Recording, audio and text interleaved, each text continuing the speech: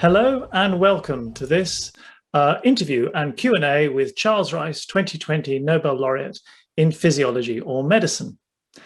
My name is Adam Smith from Nobel Prize Outreach, which is one of the outreach arms of the Nobel Foundation in Stockholm.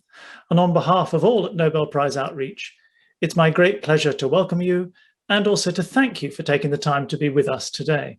Now it's my pleasure to welcome Charlie Rice to the screen. Charlie, hello.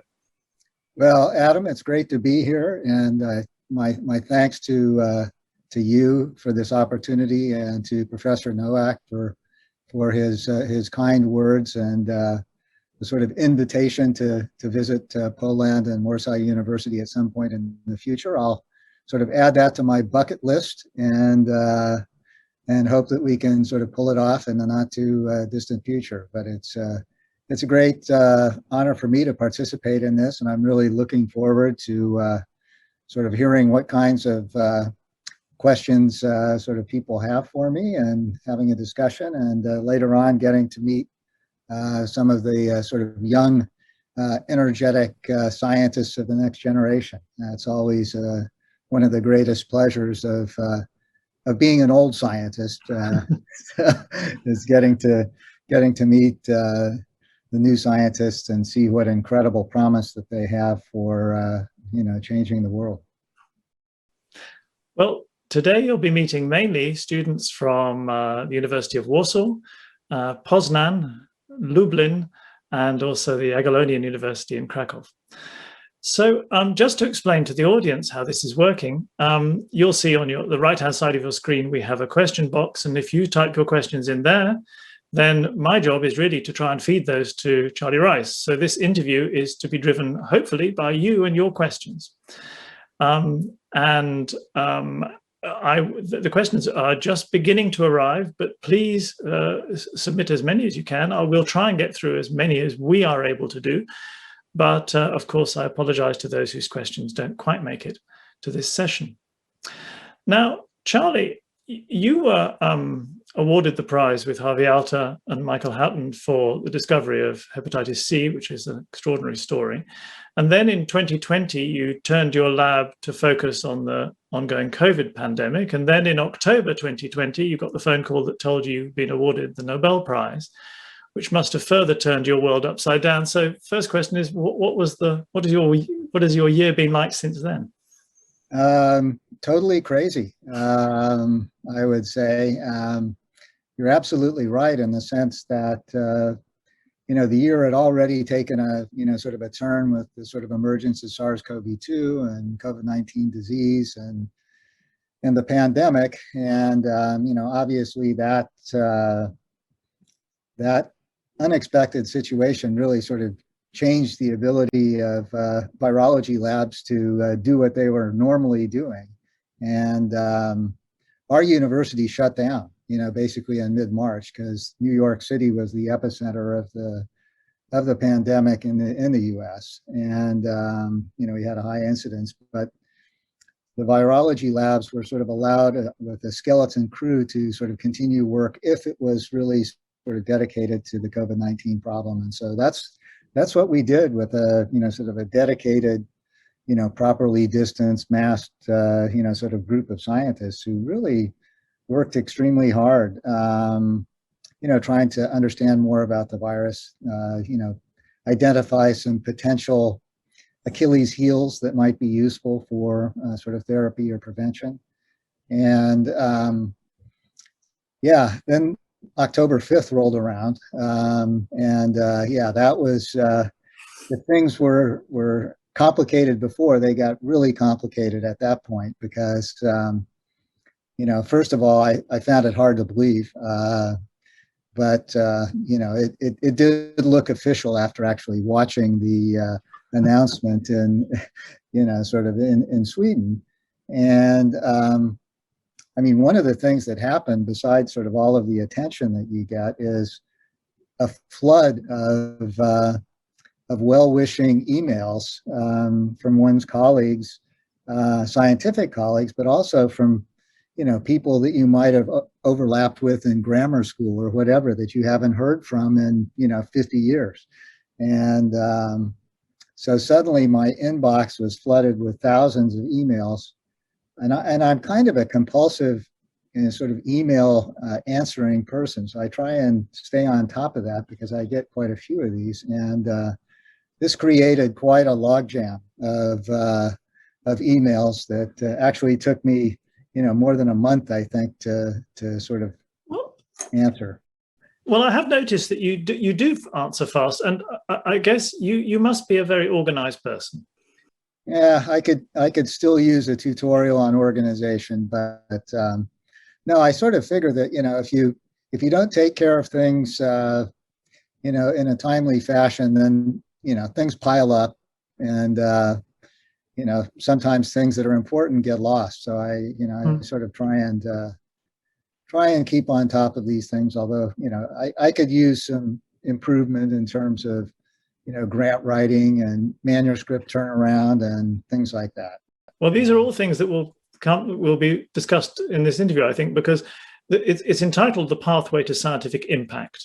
And of course, scientific impact can mean many things. It conjures up visions of course, impact factors and terrible things like that, and the assessments of various funding bodies of what one's been doing. But broadly, I suppose it means science that has benefit, science that makes a difference. And it also it begs the question, what does it take to be a successful scientist? So that, I guess, is what we will broadly be discussing in part. Mm-hmm. Just to start, if somebody asks you that question, what do I need to do in order to be a successful scientist? Do you have a quick answer? Well, I think it's, to some extent, it depends on how you define success. I think that, different people have different criteria for, sort of what is success. Is it public health impact, or is it discovering some new aspect of biology that, changes the way that we sort of think about things? So it's sort of a broad thing. I think the sort of common ingredient for success is really sort of curiosity about sort of sort of an important biological question or problem, and really becoming immersed in sort of trying to sort of figure out the answer to to that question. I think it takes a fair bit of dedication, but I mean, if you're really curious and you really have a passion for sort of finding out something new, that kind of gets you over the rough spots that invariably occur when you are moving into an unexplored sort of area, unexplored territory, because I don't know what the experience of everyone else is, but a lot of times things don't work out the way that you think they're going to work out, and things that you think you're going to know the answer to tomorrow could take 10 years. So it's I think you've got to have sort of that drive that allows you to keep going. Exactly, because yes, I mean there are a lot of depressing moments, and sometimes I like to think about this program that we run, bringing you together with young scientists, as a way of perhaps reminding young scientists, why they got into this in the first place, because it all seems so glorious when you start, but then things begin to become difficult. So yeah, absolutely. So we have questions coming in. We've talked a little bit about the transition of your lab to work on COVID, and Barbara asks whether those technologies that have been now developed to tackle the COVID virus will be able to be used for tackling other viruses, including hepatitis C. Well, that is certainly my hope. I think that if we sort of focus this discussion on the fact that we don't have a vaccine a preventative vaccine for hepatitis C, sort of why is that? I mean, it's a challenging virus because it's already good at establishing chronic infections, whereas SARS-CoV-2 is typically an acute resolving infection. which generates some protective immunity, whereas in hepatitis C, even if you resolve the infection, you're still at risk of getting infected again and becoming chronically infected. So the virus obviously has, sort of some tools that allow it to avoid elimination by the immune system. But I think the experience with COVID-19 vaccines is really breathtaking. And, there have been a number of technologies that were out there that were, and the messenger RNA technology is one of them, that were being developed for a variety of indications besides infectious disease, although they had shown a great deal of promise in preclinical models for protecting against arboviruses, for example. So that success story, I think, really is amazing, right? Because in less than a year, this vaccine was in humans and approved for emergency use authorization. And it has great flexibility in terms of the antigens that you would, program it to express.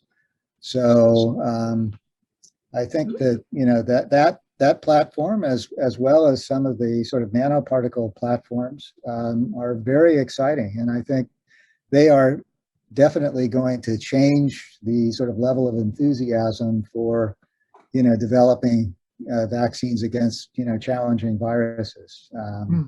So that's my great hope. I mean, we're learning a great deal about, sort of human immunology and human responses to these different vaccine platforms that hopefully will guide us in the right direction and choosing the right ones for particular infectious disease challenges that we still face. Yes, so I suppose that the speed of that response surpassing expectations gives a boost to the whole field. I mean, everybody, not just the COVID field, but everybody feels more is possible because of it. Well, I think it also highlights the fact that, the speed of this response is breathtaking for sure. But the pieces and parts that made that possible unfolded over about a 20-year period. Yeah.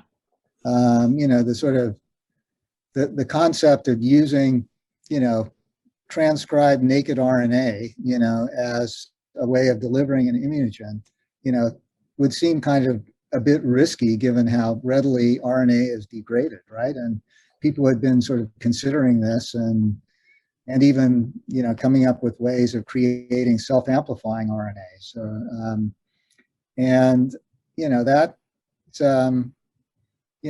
that work in the early 2000s that sort of identified these modified building blocks for these messenger RNA vaccines that would, prevent them from initiating an inflammatory response, an immune response, and stabilize the RNA and lead to high levels of antigen expression. That developed, again with, sort of a basic science, leaning, but basically by investigators that, believed that this could work. And there were a lot of roadblocks in front. So, but, with the emergence of SARS-CoV-2 and the fact that this technology was embraced in sort of biotech and pharma and sort of ready to go, was kind of the perfect, combination and timing for this new technology. So yes, I think Barbara's really quite right. But I just wanted to point out that despite the fact that, from the identification of the virus in late, 2019, early 2020, to having a vaccine, that speed would not have been possible if there wasn't all of this prior work that allowed this window to be compressed, probably to an interval that nobody believed possible at the outset.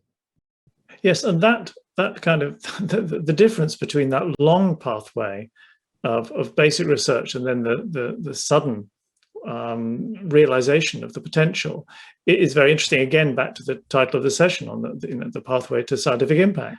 Yeah, you're absolutely right. And I mean, I think that the other example of that, which many people are acutely aware of is the CRISPR technology.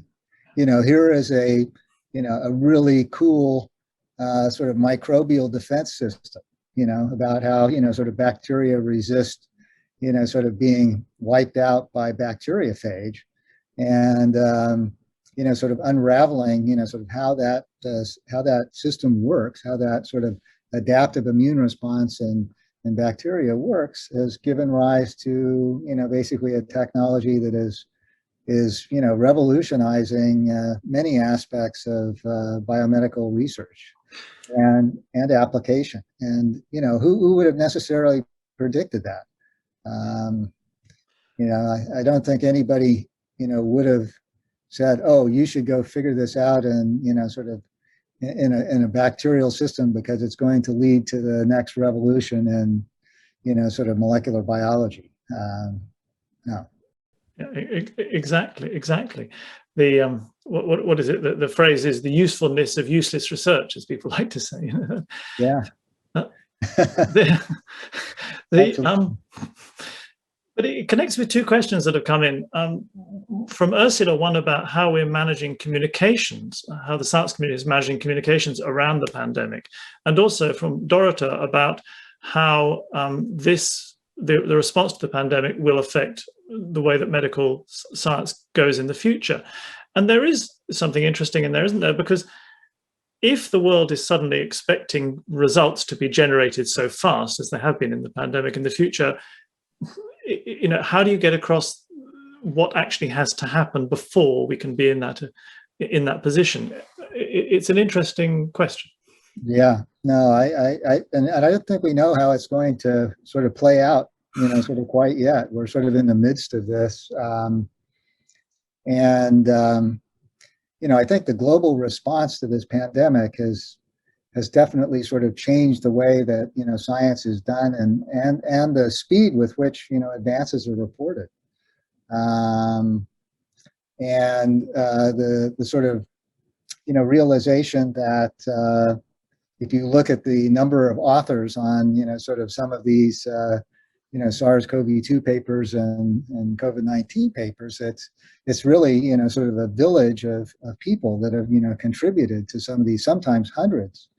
And so I think it has reinforced the realization that it's very difficult to sort of take a kind of an isolationist, I'm going to do everything view of, scientific discovery and implementation. And that if you really want speed, you need to work together and you need to put together the sort of components that make the most sense in terms of expertise to, sort of get to the goal line. And so, how extendable this is going to be for, sort of say other disease indications, I don't know, but I think it is definitely going to have an impact on, how people, sort of view science. And, maybe the sort of old, sort of I'm going to focus on this topic, reductionist scientists, sort of, may be sort of passé, but, certainly the, the next generations of scientists have now experienced this. And I think one of the things that has really sort of impressed me is the impact that different scientists can have that are really sort of coming at this from, completely different perspectives and areas of expertise. And we certainly saw that here at the Rockefeller University, where, during this time when the university was essentially shut down, except for groups that were working directly on COVID-19, we suddenly saw that, from about 2 or 3 labs that were ostensibly interested in infectious disease and virology and immunology, there were, after a couple months, there were actually 20 laboratories that were, sort of proposing and doing, COVID-19 related research. And many of those really having significant impact because they were coming into the coronavirus field, with a completely different mindset, say about, sort of how transcription machinery works, for example, or whatever, and could apply that knowledge to, a virology problem where maybe none of the virologists that were, studying this, sort of before the pandemic, really had that mindset or expertise. So, yeah, I think it's going to change communication. Certainly, the publication has changed with sort of the posting of all of this new information on these preprint servers, and people are still going to peer-reviewed journals, but it allows the information to get out there and get disseminated more quickly, so that other people can notice that and use that to sort of help fuel their research efforts. So it connects with the question that Piotr has asked, which is whether the very nature of sort of science is changing through the number of people involved as sort of principal investigators. Is it still the old model of sort of single people really spearheading, or is it now teams? I think the initiator in a particular area might be traceable to, a single individual, but really in terms of getting to a decent conclusion and sort of finished product to the extent that anything is really finished, which maybe is not the case. I think that's, evolving more, as I said, towards, sort of team science. Yeah. And, again, we've certainly seen that here locally, with groups that are expert in immunology and virology and, protein expression, and all sort of working together to sort of move an area forward. Thank you. Lots of lovely questions coming in, but for those who haven't, who joined late, please do send your questions in using the dialog box on the right. Gregor wants to know, given the length of time that it took to make the hepatitis C story work, there must have been times when you really thought of kind of turning aside and doing something different. What kept you going for that, your chosen problem? Well, we didn't begin sort of the laboratory working on sort of non-A, non-B hepatitis or hepatitis C. Actually, it was, we were working on insect transmitted viruses, so-called arboviruses. When it was clear that non-A, non-B hepatitis, then, sort of named by Michael Houghton and his colleagues hepatitis C virus in 1989, sort of fell into this family of viruses that I was working on, which included the prototype yellow fever. We decided to start, just a side project working on this, because the problem was that, we knew this was important. And that became, very quickly apparent with, serologic assays and being able to assess, sort of what the prevalence of this was in the world, and its association with liver disease, including cirrhosis and cancer. But there was no, for a virology lab, there was no bloody virus. It didn't replicate in cells in culture. So at that point, it was kind of a very difficult to convince people in my lab that they should work on hepatitis C virus, because they go, where's the bloody virus? We can't, there's nothing to, really sort of sink our teeth in here to because, we want to learn how to work with viruses. If you don't have a functional virus in the lab, you're kind of stuck. So, that really, we started off, I think, kind of quietly, sort of just trying to do things that we could do with the sort of tools that we had at hand, understand, more about the proteins that the virus makes and how they were produced and stuff like that. But it became, pretty clear that we faced this roadblock of really not being able to test things in a real, sort of viral replication system, other than moving to the chimpanzee model.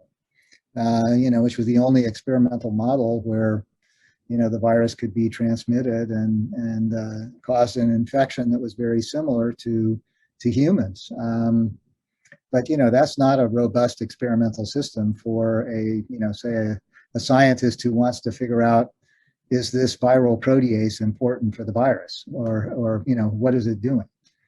And so I think to some extent, my group and I and others in the field really became fixated on, trying to solve this problem, this roadblock.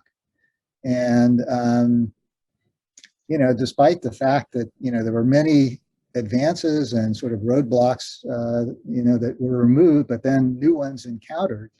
I think that kind of mentality, believing that this was eventually going to be possible, and it just had to get done, otherwise the field was going to just be stuck, was really sort of the motivating force. Maybe it's just a streak of stubbornness.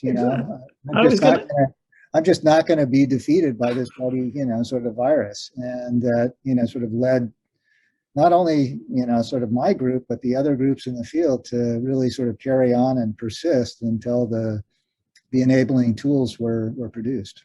Yeah, I like it. I was going to say, it sounds like stubborn curiosity, not just curiosity, but stubborn curiosity. No, it is a certain stubbornness, I think, that is required here, because when things are not working, you sort of come in the next day and you go, oh shit, this didn't work again, sort of what now? And, sort of what could be going wrong? And, sort of after that sort of initial disappointment, just sort of saying, well, I'm rolling up my sleeves and trying the next thing that makes sense to try. Thank you. So Monica asked a very interesting question. That, I mean, we always like to teach the fact that science is very objective, but we all know that we are, our view of things is very subjective. And so she asks, how do you balance that subjective characteristic with objectivity? How do you actually stay objective? Well, I think that, repetitions and significance and statistics, sort of have a lot to do with sort of increasing, what we should believe versus, what we want to believe.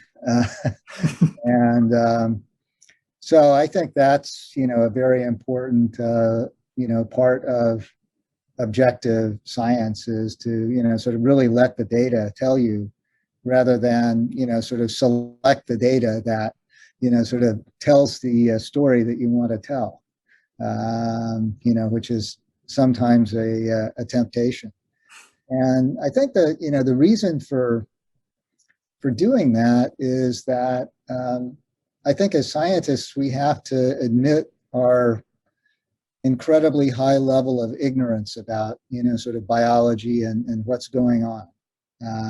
Despite the fact that, sometimes scientists or even the public thinks that scientists think they know, everything, that ain't the case. And so really letting the data speak to you is important, because it admits that that you don't really know what the outcome of the experiment is going to be. That's why you do it in the first place. I mean, you may have a hypothesis that you're testing, but if you get an answer that is not consistent with that hypothesis, then usually, that you're sort of on the cusp of, having to, well, repeat it and make sure that is in fact the case. But you may be on the cusp of really stumbling onto something that is unexpected, that doesn't really sort of follow, sort of the logical flow, and that, you've sort of run into something that's unexpected. And that I think is, sort of what we should be dreaming for, is, to sort of stumble on something, sort of in the normal pursuit of science that is really sort of says, whoa, this is not what I expected, but it looks like it's real. I need to, sort of change my thinking and maybe try and figure this out. I think somehow you're magically being able to see the list of questions that's coming in, because that fits perfectly with a question from Natalia, who wants to know whether there's been a moment in your career, a specific moment when you've kind of felt this is a breakthrough. Well, I mean, I guess in the hepatitis C saga, there were few, I don't know, yeah, there were several, I think, there, and each one, was kind of a mini breakthrough, I guess, that, sort of when you sum them up, sort of finally led to, sort of enabling breakthroughs. I think, sort of one of them in the Hep C story was, the discovery of this missing piece at the end of the viral genome that, sort of had been missed for 5 years after the initial report by Mike Houghton and his colleagues and Harvey Alter about this agent. And that actually stemmed from some of the work that we'd done on yellow fever, which sort of basically had an atypical structure at the tail end of the viral genome, and prompted us to look more carefully at sort of the methodology of what had been used to determine the 3' end of hepatitis C, and could that have given sort of erroneous sort of results. So I really thought when and this was confirmed by Kunitada Shimotono and his lab in Japan, so it really looked like the sequence of about 100 bases that have been missed in the viral genome was real. It was found on all of the different HCV genotypes that were out there. Thought that would really be the secret of sort of making a functional copy of the viral genome, and if we knew what the whole viral genome was. And that turned out not to be the case, despite a lot of efforts. And one of the problems was that this virus, like all of these RNA viruses, is really highly variable. And so even if you take a sample from an acute phase transfused patient, like Harvey Alter's famous patient H, who was having basically some cardiac surgery and got infected with non-A, non-B hepatitis, and Harvey harvested a whole bunch of plasma from patient H. So this is very early on in the sort of acute phase of infection. But even that sample had a lot of variability in sort of the genome sequences. And when in those days, it was a lot more difficult to actually do sequencing. I mean, one of the revolutions in biology has been next generation sequencing, but sequencing nucleic acids in the 90s was not anything like it is today. And so when we stitched together sort of the initial clones for hepatitis C, there was variation, sort of in the sequences that were put together. And we began to think that, well, maybe some of these mutations that were seen as, sort of in these cDNA clones that we were making could be deleterious for the virus and responsible for our inability to actually resurrect the virus after sort of forcing it through a DNA intermediate. And so we decided to actually determine multiple sequences, for each position in the viral genome, and then actually build what we call the consensus sequence. So a sequence which, reflected the predominant nucleotide at every position in this patient H HCV sample. And that was really the secret, getting the 3' end right, sort of getting the sequence right. And then, of course, the other roadblock was that we had no way to actually sort of analyze whether or not these lab-produced RNAs were functional, because we didn't have a cell culture system. Normally, you would transfect them into cells, and if the cells were permissive for the virus, everything would be started, and you get virus out. Well, that wasn't the case for hepatitis C. So the only way to analyze these RNAs was to actually inject them into the liver of a chimpanzee and hope that the RNA got taken up, by a liver cell, a hepatocyte. And, despite many attempts to get that to work with, some of these transcripts that were not right for the reasons that I mentioned, the consensus transcripts worked. And so finally we had, a lab-made version of the HCV genome that could initiate replication and infection in the chimpanzee model. Yeah. That was another case where I think we thought problem solved. We can make unlimited quantities of what we now know to be a functional hepatitis C virus genome RNA, and we should be able to introduce this into a variety of different cells under a variety of different conditions with the right controls, and actually demonstrate some level of RNA replication. And those attempts failed miserably by us and other groups. So that was, not problem isn't, as you said, problem isn't usually solved. It's just new questions. When you get to a wonderful point of discovery, how are you on celebration? Does the lab go wild, or do you just get back to work the next day? Well, we don't go wild for too long, but we might go wild for an isolated period of time.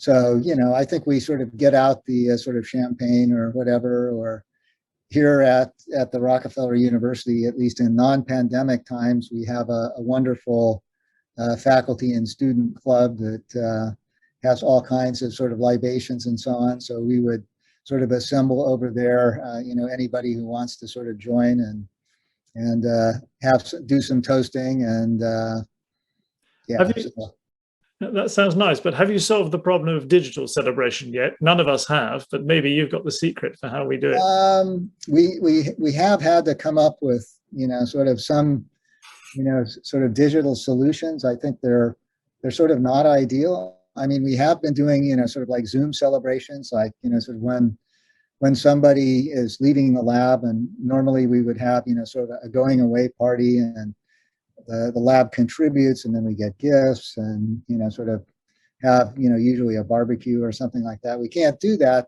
but we do have, sort of a Zoom celebration where, certain people, sort of give, sort of speeches if somebody's leaving, about their good qualities or whatever. And then we also had a situation where one of the members of the lab thought that it would be, in these Zoom celebrations, particularly for the sort of going away type, sort of parties, it would be good if we had, sort of like party hats and noisemakers.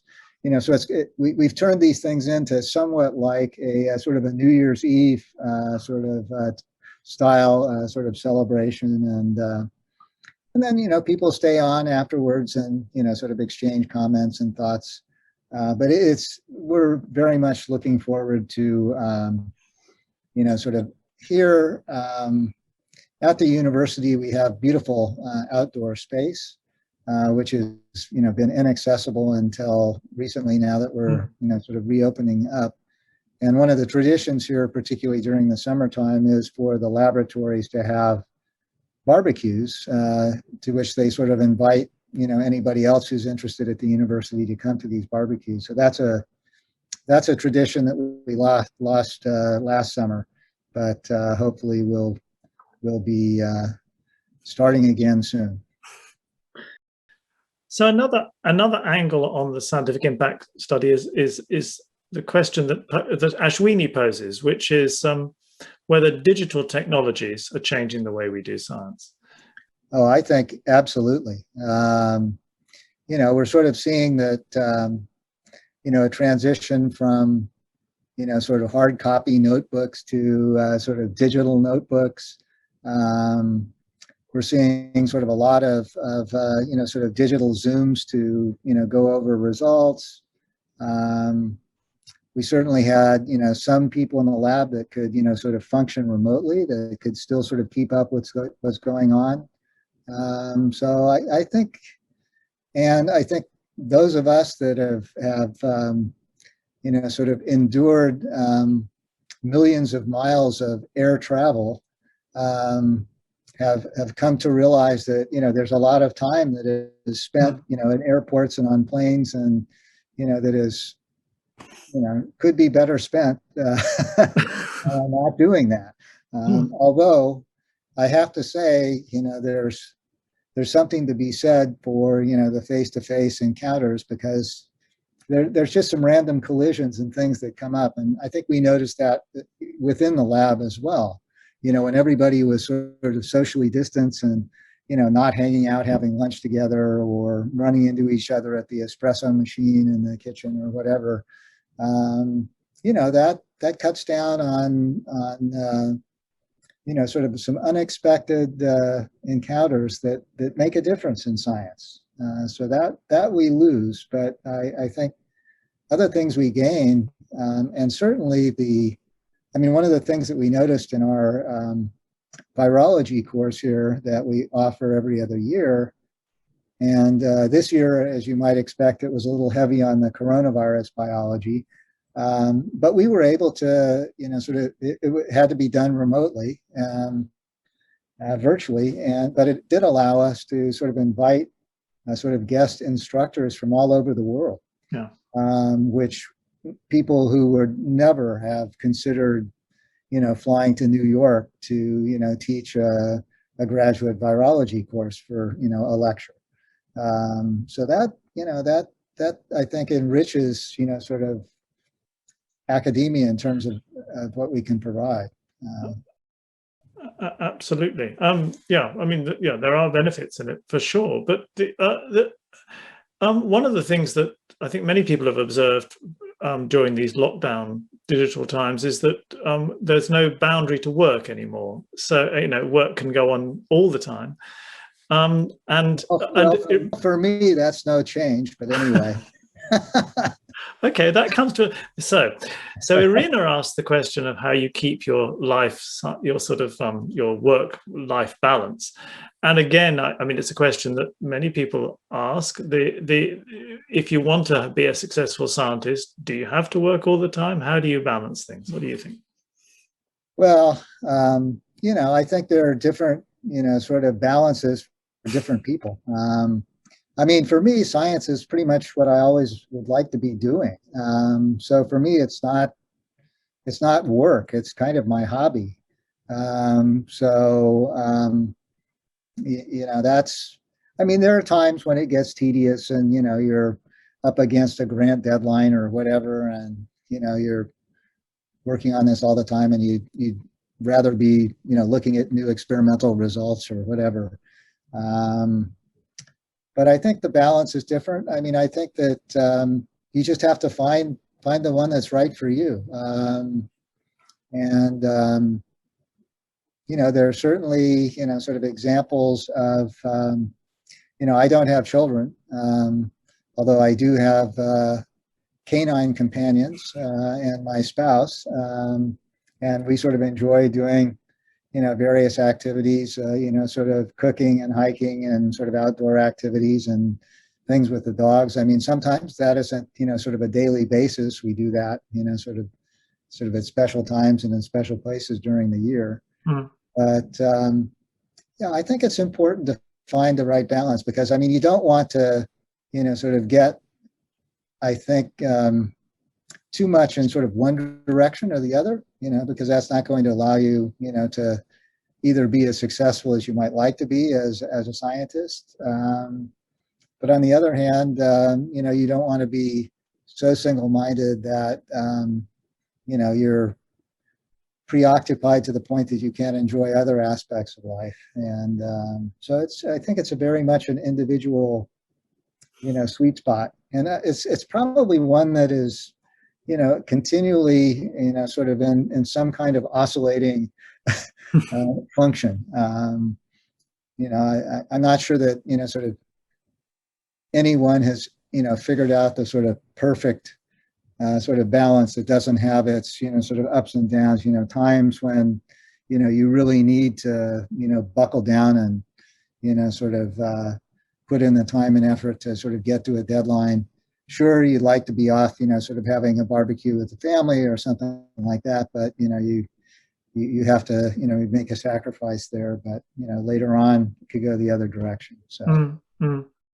But it sounds like you don't suffer from something that Natalia has asked about. She asks what's the best recipe for avoiding burnout? But I don't think you suffer from burnout. I don't think you're. No, I don't know. I mean, I think we all suffer from burnout to a certain extent. I mean, I guess this is the, sort of the topic of the day. There was a piece that was written in the New Yorker about this not too long ago, sort of going back into the sort of history of this. Is it a normal human condition, or has it been sort of exacerbated by the pandemic?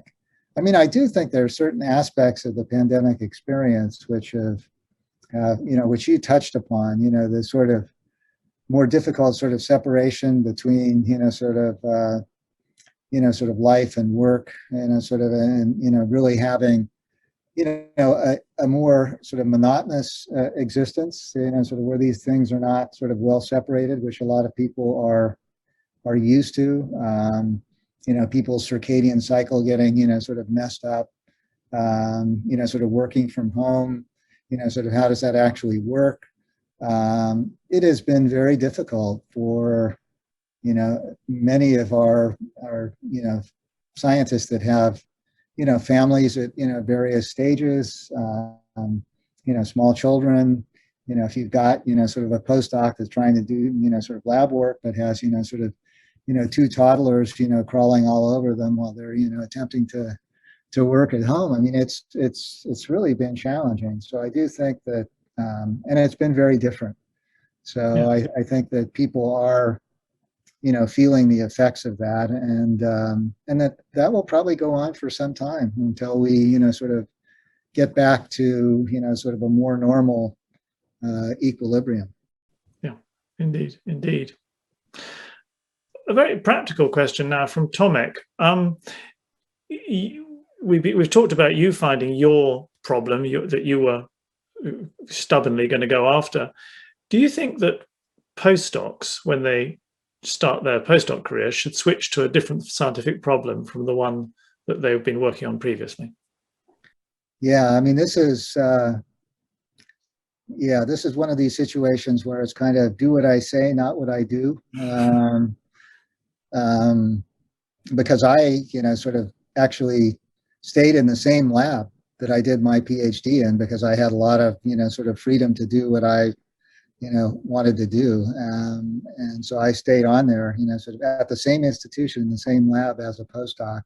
And I was told that this was, basically the kiss of death scientifically, because I wasn't, sort of switching to, sort of something completely different. Although some of the topics that I decided to pursue after my PhD were quite different at least from a virologic standpoint. Anyway, that's the do what I say, not what I do. I do think it is a good idea to, sort of choose, for most people, a new laboratory experience, that will sort of acquaint you with, a different perspective, whether it be a different, sort of different biological system or problem, sort of a different technical expertise situation, sort of learning some new skills. But I think the most important thing is really sort of picking a laboratory where you are interested in the biology and sort of excited about the atmosphere. I mean, in the U.S., it is strongly encouraged for PhD students in choosing their postdoc to sort of move into something that is different than what they did for their PhD. This seems to be less the case in Europe and maybe also in Scandinavia as well. I don't know. As often I see people that, sort of continue working on, sort of in the general area that they did their PhD in. So I think it depends. I think maybe I, over the years, have seen an increasing trend for European young scientists to be encouraged to do something different, sort of for their postdoc than was the case in the past. But I think it's good to broaden an experience. We have something here that's kind of like that in the sort of onset of the PhD training. And that sort of allows sort of new PhD students to, and they're actually either required or encouraged to do this, to actually do laboratory rotations where they explain or where they experience, sort of 2 or 3, different laboratory situations before deciding, which one they're going to sort of decide to pursue their thesis work. So I think that's sort of one of the few times, sort of as a scientist, that you have the chance to sort of sample different scientific environments, at least for a short period of time. And I always encourage the students to take advantage of that, even though, there's a certain fraction of students that just want to, get in there and, start working on a thesis project and, start cranking out, sort of thesis work and papers, which often the PIs are also in favor of as well. But yeah, that's another problem. But yes, it's a question of finding your interest, really finding what the interest that will drive you, sustain you. Yeah. Well, and I think as, when you're thinking about your postdoc, I mean, it has to go beyond your postdoc, right? I mean, because that experience has to sort of position you for the next step, whether or not it's, whatever direction that happens to be in, whether it's industry or academia or public health or whatever. So I think you have to sort of look at what that sort of postdoctoral experience and credentials are they going to be positioning you for, what is you think your next step is going to be? Obviously, that depends to some extent on the success of, and your enjoyment of the postdoctoral experience itself.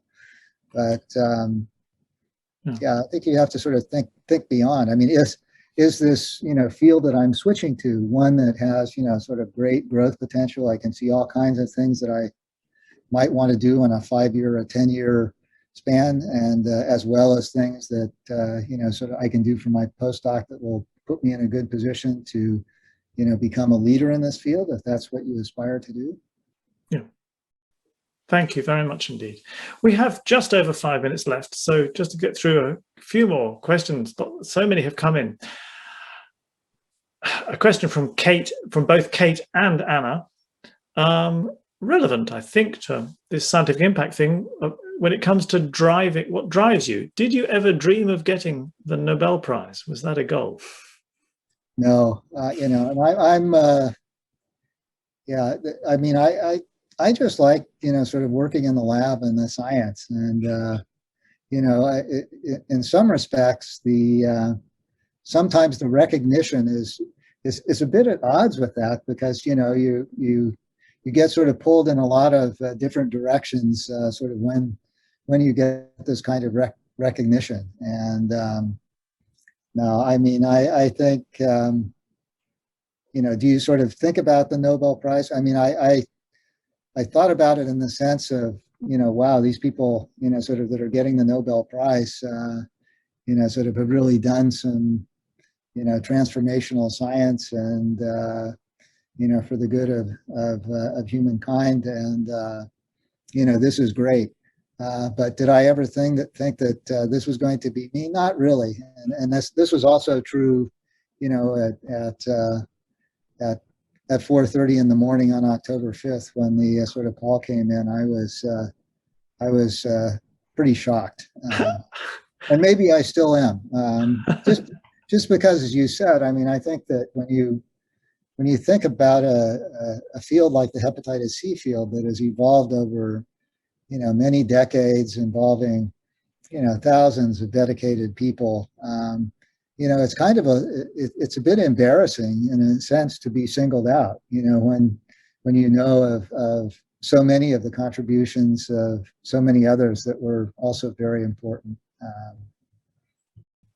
Well, yes, you certainly, when I spoke to you that morning, you certainly didn't sound like somebody who'd been expecting the call. I remember you saying that you thought, in fact, the call was coming from your -80 freezer in the lab, and it was just telling you that it wasn't working. Yeah, no, I thought for sure it was a freezer alarm, and that it wasn't readily solvable by our sort of our security force that monitors these things, 24/7, and I was going to have to, put on my pants and go into lab and take things out of one freezer and hope that I could find an empty freezer to move them into. Because I mean, that's the pretty much the call that you would get in the middle of the night or the very early morning. Well, you ended up putting on your pants for a different reason. So. Yeah, that was quite a morning. I mentioned impact factors at the very beginning of this, and Julia wants to know what your opinion is on whether it's important to publish in high impact factor journals, and we only have just over 3 minutes left. So. Well, I don't think you can deny the fact that, sort of publishing these so-called, sort of boutique high impact journals will help to sort of get you some, level of recognition, in terms of, say, getting your foot in the door for, a job interview or something like that. So I don't think we can deny that, sort of can play a role. I think what's more important for, sort of deciding, say, if you're an employer looking to employ somebody, or if you're a university looking to hire a new assistant professor, is really to look beyond where the papers are published to really try and assess the real sort of scientific importance and impact of the work, and the promise that that person has for, pursuing an independent career, rather than just, how many, of these high profile papers they have on their CV. Because sometimes, the some labs are better at cranking these things out than others, but it doesn't necessarily mean that the science that they're doing is more impactful. And sometimes you don't know about the impact of the science for a long, long time. And you know, some of these papers that are published in high impact journals, if you look at the number of times that they're cited, you know, 20 years later, it's not so impressive. Other ones, you know, it is very impressive. So I think that you know, the sort of impact factor is something that still is, you know, sort of on people's minds, but I sort of cringe when I see, you know, sort of these dossiers that are sort of coming across my desk to you know, sort of evaluate somebody for this or that. And, you know, sort of all the journals are listed with their impact factor and so on and so forth. And, you know, people, I think, sometimes tend to look at that rather than actually sort of looking at the bloody science and the publications and deciding, well, regardless of where it's published, you know, is this really important work or not? That's, if you really, at least that's our philosophy here at Rockefeller. We don't, you know, sort of where things are published, it's really more an evaluation of the science and the person. Thank you very much indeed. Okay, in 30 seconds, do you have, Amelia wanted to know if you had any last tips for the young scientists. Oh, I just think, you know, follow your passion, you know, sort of work hard, you know, be resilient, don't get discouraged. And I would say that if unexpected things pop up, you know, embrace them rather than sort of shy away from them, because that's where, you know, sort of I think the transformative discoveries are made. So I wish everybody out there good luck with their careers and yeah, sort of enjoy science. Thank you very much indeed. It's been such a pleasure being welcomed into your office at Rockefeller there. I know you sometimes have the dogs in there with you. Have you got them there today? Yeah. She's, I don't know if you can sort of see her on the, she's, so far she's been sort of well-behaved. She's good as gold. She's pretty, as long as you're not a chipmunk or a squirrel, she's pretty laid back. Yeah, a few hundred Polish young scientists didn't do it for her. No. Anyway, thank you very much. I want to thank all the audience and for their lovely questions and for being with us. And thank you, Charlie Rice, very much indeed. My pleasure. Thank you, Adam.